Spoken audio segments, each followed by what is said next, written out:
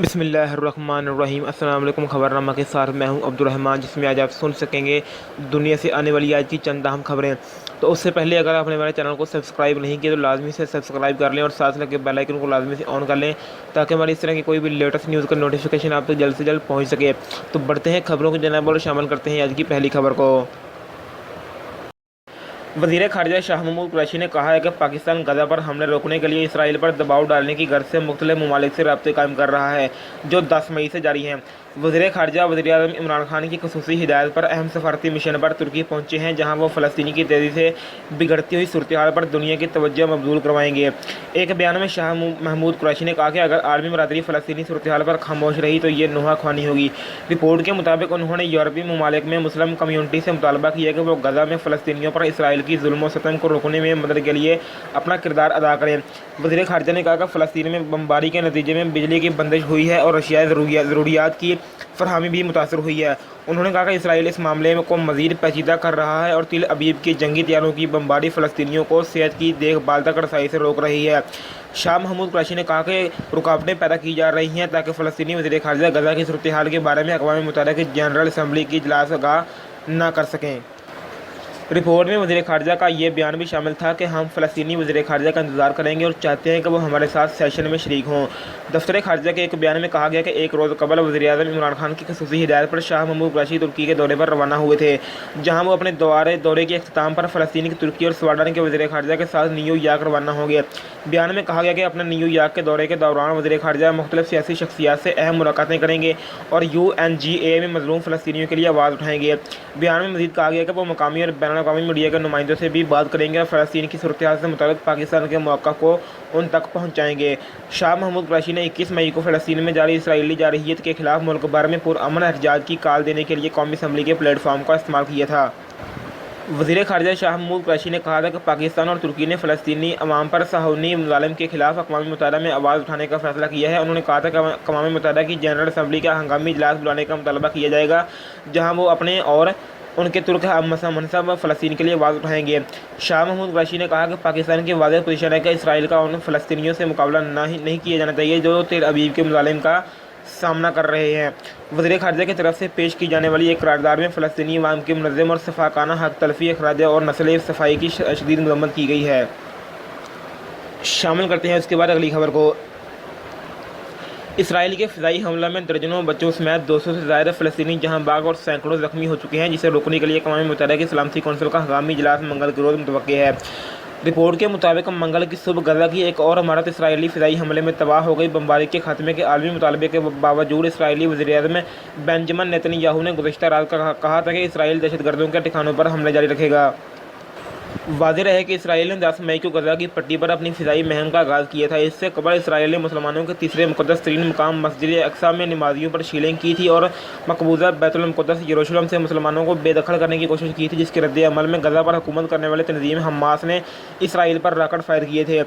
دونوں طرف کے عہدیداروں کے مطابق غزہ میں اسرائیل کے فضائی حملوں میں 61 بچوں سمیت 212 فلسطینی جہاں باغ ہو گئے ہیں، جبکہ حماس کے فائر کیے گئے راکٹوں سے اسرائیل میں ایک بچے سمیت 10 افراد ہلاک ہوئے۔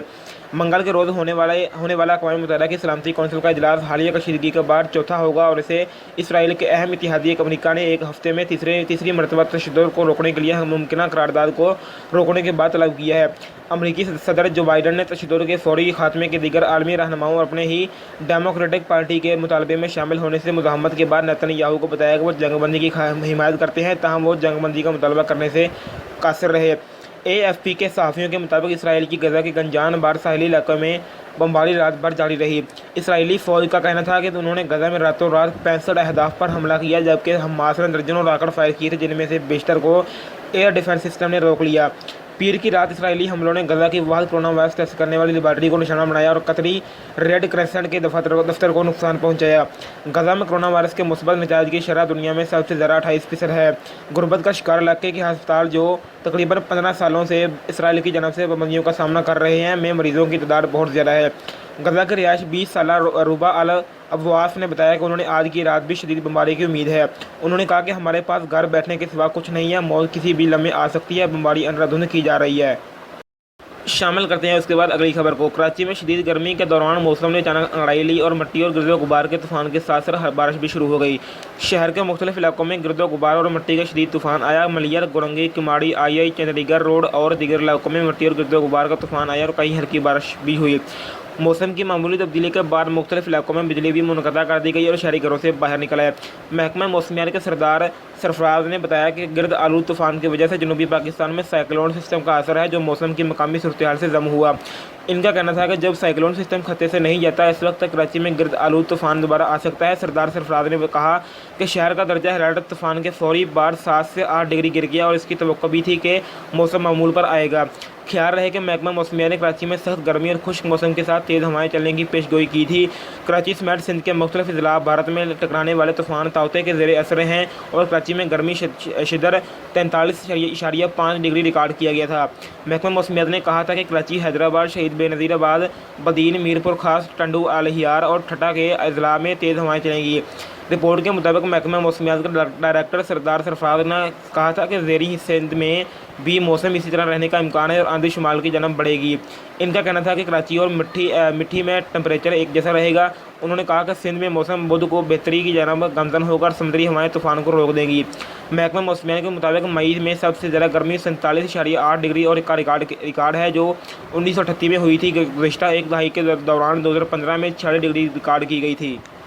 शामिल करते हैं इसके बाद अगली खबर को, अमरीकी सदर जो बाइडन ने इसराइली वज़ीर-ए-आज़म बेंजामिन नेतन्याहू को हफ्ते में दूसरी मरतबा टेलीफोनिक कॉल करते हुए गजा में जारी इसराइली बमबारी को रोकने के लिए पहली मरतबा सीज़ फायर की हिमायत की है। बाइडन ने पीर को इसराइली वज़ीर-ए-आज़म से टेलीफोनिक पर रब्ता किया और सीज़ के क़याम के लिए कोशिशें करने पर जोर दिया।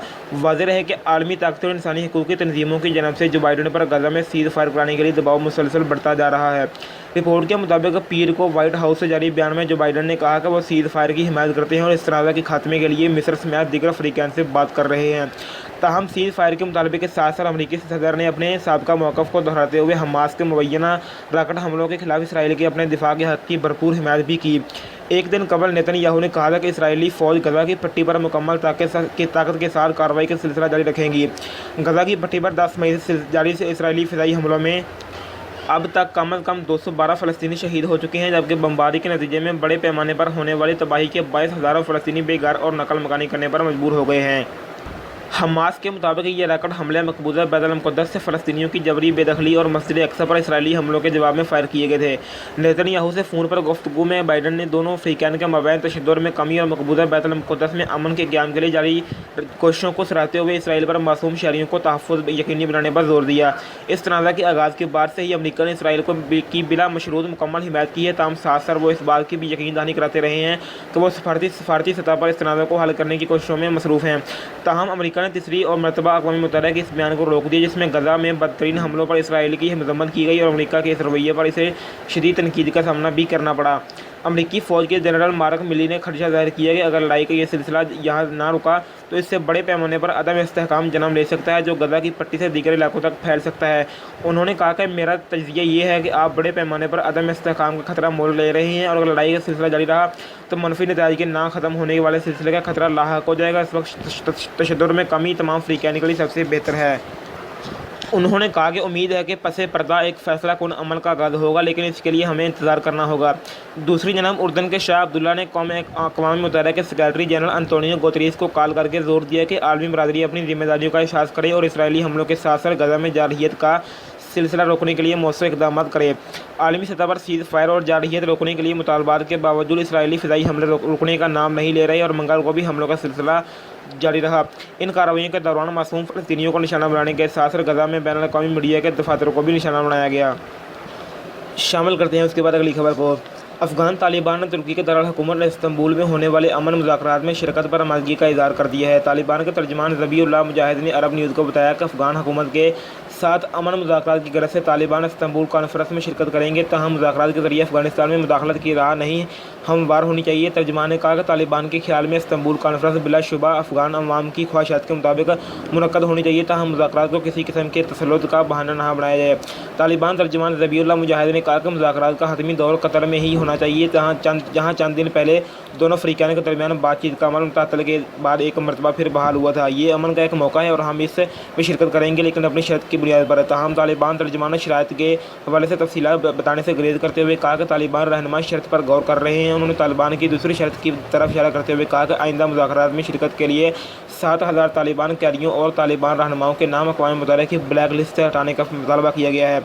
ज़बीउल्लाह खान मुजाहिद का कहना था कि अमेरिका ने इन शराइत से मुतल्लिक़ तालिबान की मदद करने का वादा किया है। अफ़गान सदर अशरफ गनी की तर्जुमान फ़ातिमा मोर्चल ने इस्तांबुल कॉन्फ्रेंस में शिरकत की तस्दीक करते हुए कहा कि इजलास का एजेंडा, तारीख और तय होना चाहिए अभी बाकी है। इस्तांबुल कॉन्फ्रेंस 24 अप्रैल को मुनक़्क़द होना थी, ताहम तालिबान ने शिरकत से इनकार कर दिया था। तालिबान का कहना था कि वो अफ़गानिस्तान से तमाम गैर मुल्की अफवाज के निखला तक अमन मुज़ाकरात में शिरकत नहीं करेंगे। अक़वाम मुत्तहिदा के तहत मुनक़्क़द होने वाली इस्तांबुल कॉन्फ्रेंस में अफ़गानिस्तान से अफवाज के निखला से कबल तनाज़े के हल के लिए लाया अमल तैयार किया जाएगा। काबुल में सियासी तजिया निगार वाहिदुल्लाह गाज़ी खील के मुताबिक अमेरिका ने अपनी अफवाज जून या जुलाई तक निकालने पर खुफिया रज़ामंदी का इज़हार किया है, जिसके बदले में तालिबान इस्तांबुल कॉन्फ्रेंस में शिरकत करने पर मद्दा हुए हैं। शामिल करते हैं उसके बाद अगली खबर को। मंगल को इंडिया का शहर मुंबई के साहिल के करीब तूफ़ान तोक़ते के दौरान एक बहरी जहाज़ डूबने से 127 अफराद लापता हो गए हैं। रिपोर्ट के मुताबिक AFP के मुताबिक इस जहाज़ में 273 अफराद सवार थे, जिसमें से 146 अफराद को बचा लिया गया है। इंडियन बहरिए के 2 जहाज़ों को रेस्क्यू के लिए तैनात किया गया है। जो जनूबी इंडिया में मंगल की सुबह तूफ़ान और तेज़ हवाओं की वजह से 20 अफराद को हलाक हुए। रिपोर्ट के मुताबिक तूफ़ान टोकते से पैदा होने वाली लहरों ने सड़कों को दरियाओं में तब्दील कर दिया और इसके नतीजे में हज़ारों अफराद को अपने घर खाली करने पड़े। खत्ते में दहाइयों बाद आने वाले तूफ़ान से कच्चे मकान, दरख्त और बिजली के खंभे गिरने से केरला, गोवा, महाराष्ट्र और गुजरात में कई अफराद हलाक हुए। मुंबई में हुकाम ने हवाई अड्डे बंद करके लोगों को घरों में रहने की इजाज़त की है और 600 कोरोना वायरस के मरीजों को अस्पताल से महफूज मकामात की तरफ मुंतकिल कर दिया है। तूफ़ान एक ऐसे वक्त में आया है जब इंडिया को पहले ही से कोरोना वबा की तबाही लहर का सामना कर रहा है और मुल्क का निज़ाम सेहत कोरोना की वजह से दरहम बरहम होने के करीब पहुँच चुका है। दोस्तों, ये थी आज की वीडियो। मिलते हैं अगली वीडियो के साथ। अपने घर वालों का, आसपास के लोगों का बहुत सारा ख्याल रखें। आपकी कीमती वक़्त का बहुत शुक्रिया। अस्सलामु अलैकुम।